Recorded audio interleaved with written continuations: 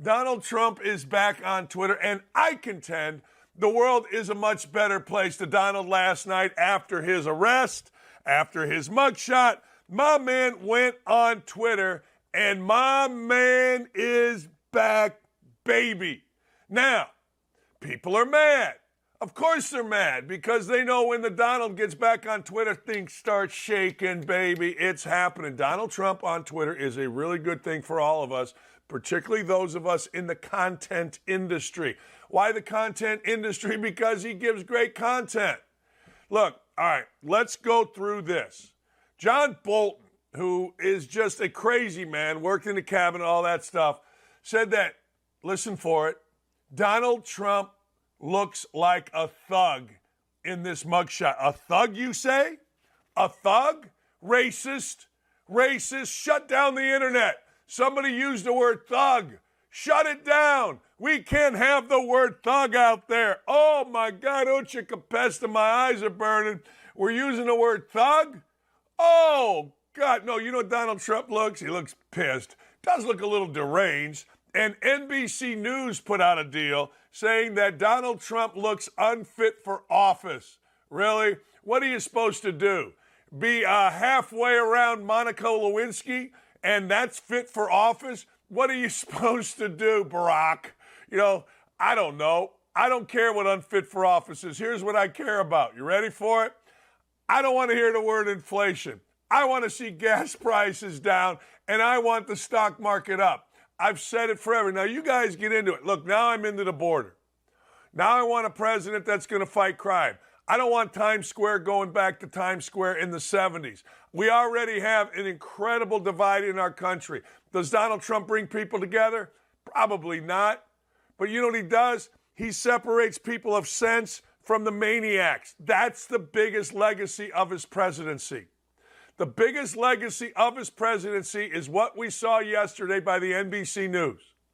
NBC News, with its 9 million followers on Twitter, said on Twitter, unfit for office. That's what this mugshot shows. You'd have never seen that by NBC News. NBC News and all of these news organizations played it straight. They didn't show you their hand.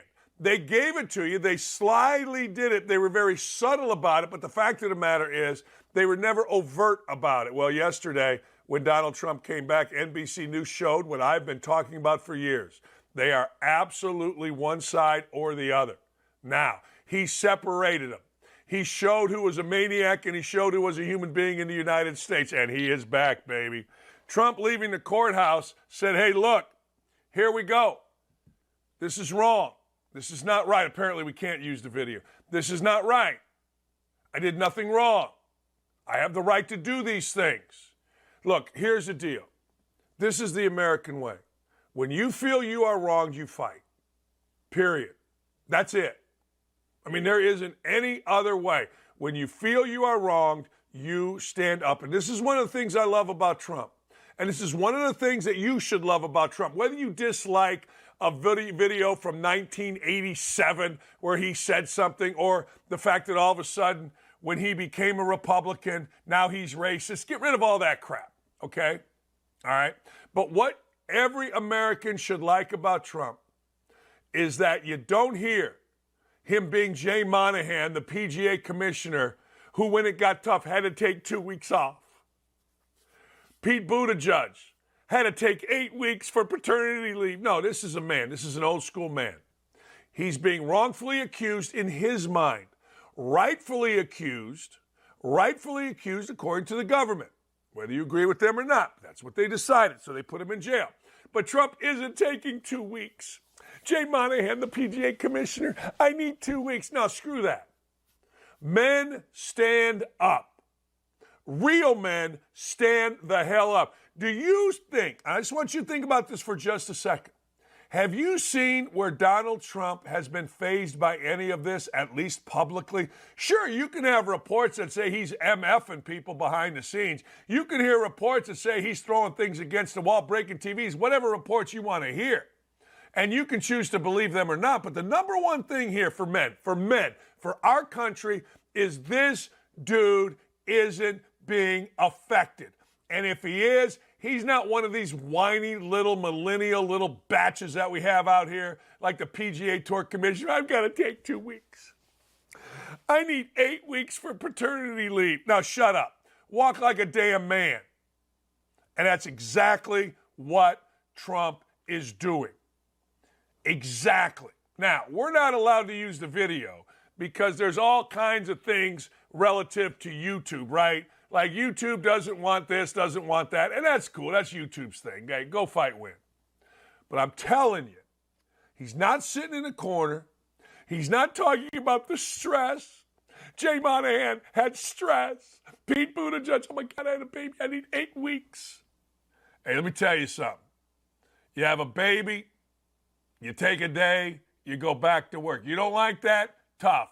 350 billion people in this world, or however many. We're not all going to think alike. You disagree with me? Great. But for me personally, watching how Donald Trump has reacted to being indicted here, being indicted there, mugshot here, vilified there, and he just keeps standing. He just keeps walking. You hear all the time all these little sayings. It's not getting knocked down that matters. It's how you get up. All this crap that you read about, you put sayings. That's why I've never been about sayings in my life. Never. Because sayings are crap. Donald Trump is getting knocked down. Boom, boom, boom. And you know what? He just stands up. He just stands up. He just keeps standing up. And he keeps fighting back. It's an inspiration. Like, I get it. Because I say it's an inspiration. I'm a racist, I'm a sexist, I'm MAGA. I'm happily MAGA. I'm going to raise my hand. I want to make America great again. I want to be a part. I want to live long enough to see America be great again. Donald Trump went back on Twitter, and I am here for it. I'm betting Twitter stock jumped yesterday. I don't even know. I didn't pay attention. But with the Donald on, now, of course, the liberals of NBC News and others are saying, well, this video shows Donald Trump is not fit for office. Yeah, maybe it does. I don't care. I don't give a damn. Who is fit for office? Is Joe Biden fit for office? Is Dr. Seuss Kamala Harris fit for office? Is Dianne Feinstein fit for office? Was Barack Obama fit for office? Was Big Mike fit for office? I mean, who's fit for office here? I mean, if you're running for office, you're probably not fit for office.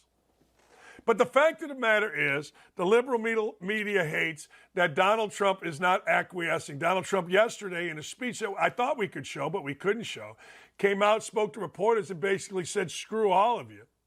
I'm going to do what I do. I believe what I believe. And if you don't like it, screw you. And I thought that was fantastic. See, we live in a world of wimps. We live in a world of Ryan Clarks, big, strong men that are wimps. We live in a world of Greg Doyles.